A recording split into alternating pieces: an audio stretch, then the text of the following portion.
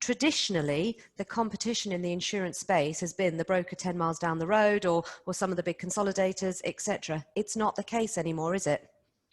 That's absolutely right. I mean, I think competition is coming from all sorts of different providers. I mean, I do think what I have seen just in, I've been now running Zywave for the last almost 3 years, but before that at Savo, the sales tech company, we worked in the broker space for many years as well. And I've definitely seen an intensity in the level of competition just in the last couple of years.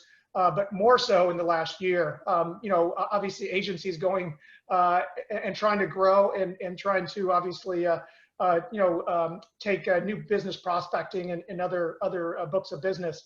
But also, as you mentioned, Sarah, there are now other entrants into the competitive landscape that are real. You are definitely seeing real providers jumping into the space. You see, software providers that are providing digital, agency experiences.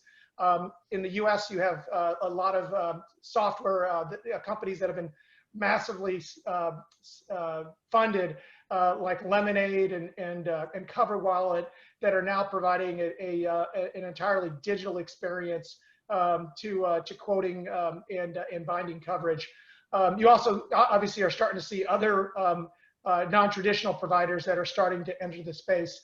As well, and they're starting to be very disruptive. So, as I mentioned, competition now is coming from all different sides, and I think the old days of you being able to kind of sit on your book of business and just expect it to renew every year, I think unfortunately are past.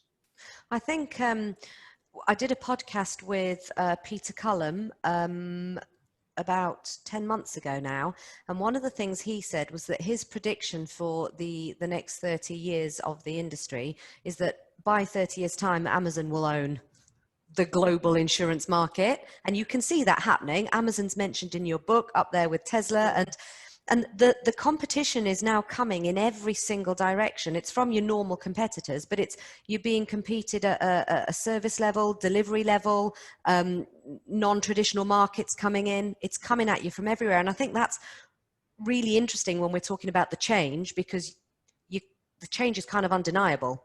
The landscape is changing at unprecedented levels, and it's incredible to watch.